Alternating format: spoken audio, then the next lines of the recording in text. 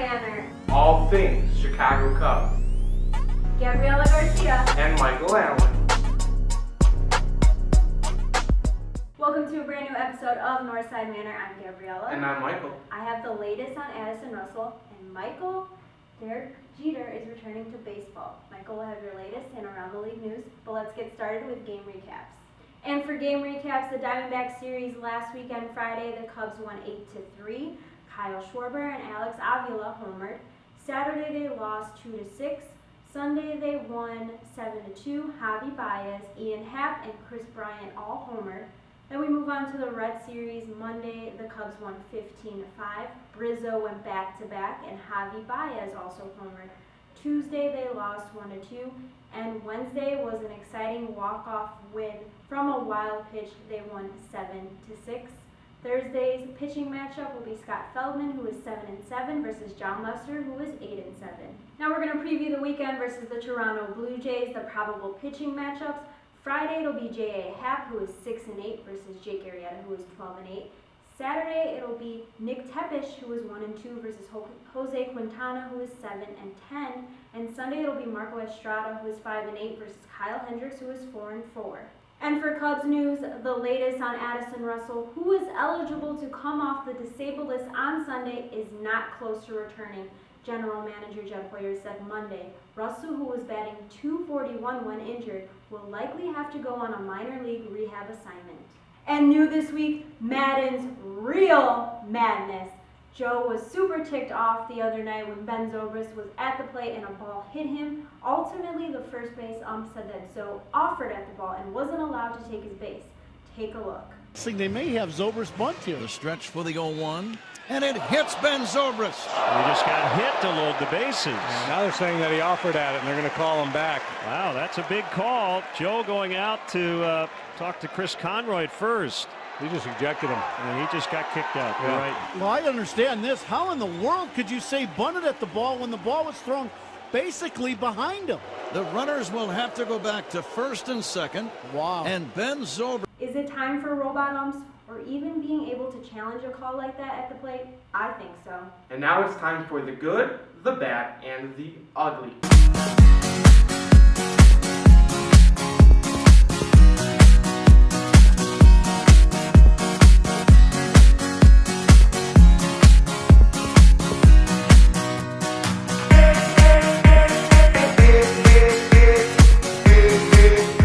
This week's good, Chad Bettis' return to the mound after hopefully conquering cancer. This week's bad, Hawk Loudmouth Harrelson and his recent rants.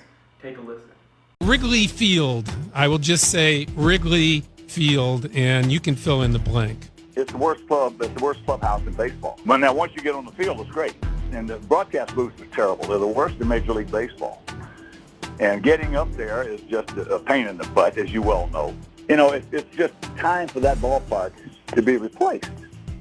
And it's just that simple. The players, and I'm only saying stuff that, that everybody knows who goes there, but nobody wanted to say it, so I decided, I'm not going to go. I'll never step another foot in Wrigley Field.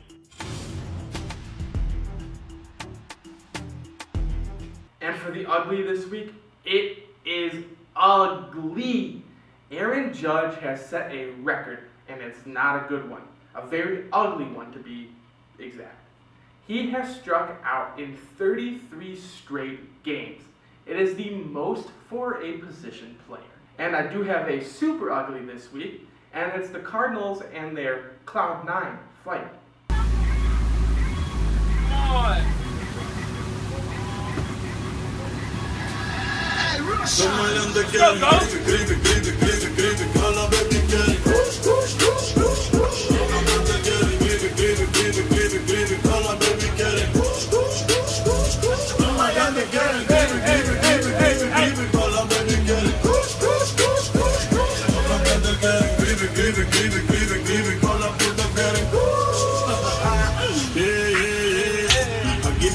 Gabriella had mentioned it earlier in our intro.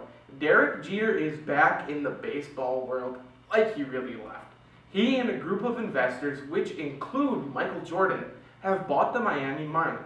But now, what are they going to do with the team and all that surrounds the Marlins? They A, might tear it all to the ground and rebuild completely everything. New stadium, new team, new just everything. Or B, they might be willing to spend a bit of cash, which they clearly have, and build a team around Azuna, Yelich, and Stanley. We'll just have to wait and see what the future holds for Miami. And now, I could have put this as my ugly for the week, but Ian Kinsler was ejected from a game this week. Take a look at what happened. It's a strike called on Kinsler, who is 0 for 2 in this game. And Ian, he's not happy with, he is not happy at all with Angel Hernandez. And he hadn't been happy since the opening tip tonight.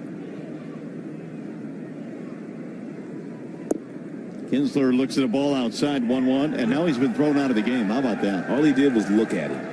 Wow. Angel Hernandez apparently has had enough of Kinsler. He's thrown him out mid-at-bat. And Ian, well, you knew he was going to throw somebody out anyway. And he threw him out after a ball was called. All Ian did was turn around to look at him to see if he was going to call it a strike, and he didn't like the way he looked at it. So Kinsler getting some parting shots in.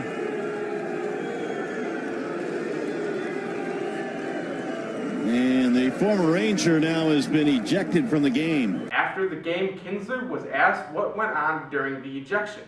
He had some not so nice things to say about Angel Hernandez. In my eyes, he's almost as bad as Joe West.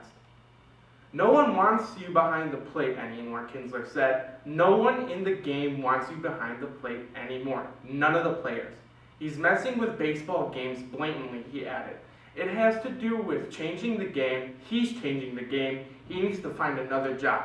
He really does.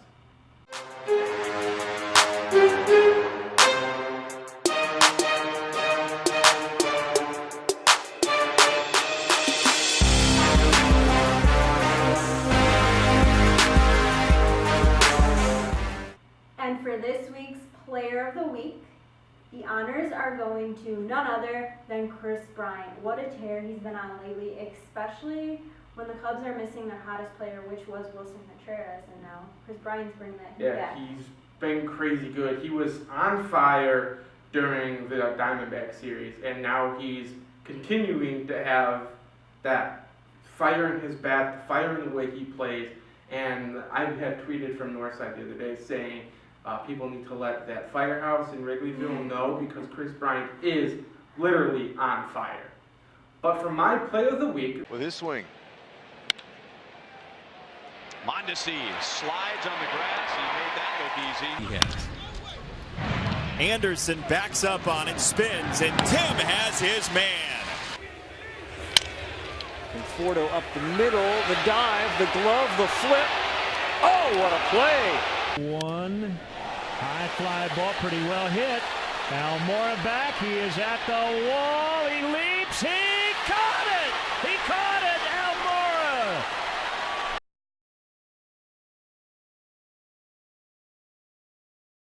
the honors are going to D. Gordon for beating out the runner in double play depth.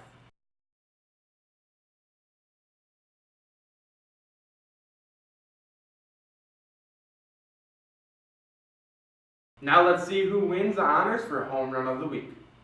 And the tying runs at the plate, and the ball is driven a mile to left field, and they've tied it up. Driven to right, well hit and gone. Second homer of the weekend for Ben. Sense to load the catcher up in that. Right. Kyle Schwarber just hit one a ton. 3-run homer. Cubs lead 5-4. It is going to none other than Anthony Rizzo and his grand slam. Rizzo in the air, well hit. It is a grand slammer. 4 runs on one swing, and the Cubs have the lead. Oh, you got to dance extra in the bullpen for a grand slam, boys. 2 of either meat. As always, make make sure you are checking out northsidemanor.com. We've been working on this site a bit, so hopefully we'll get it running smoother and we'll have new articles, hopefully almost every day. Yes, and that's going to do it for us on this episode of Northside Manor. Thank you for tuning in, and again, stay tuned to all of our social media, Facebook, Twitter, and Instagram, all at Northside Manor. I'm Gabriella. And I'm Michael. And go Cubs. Northside Manor. All things Chicago Cubs. Gabriella Garcia. And Michael Allen.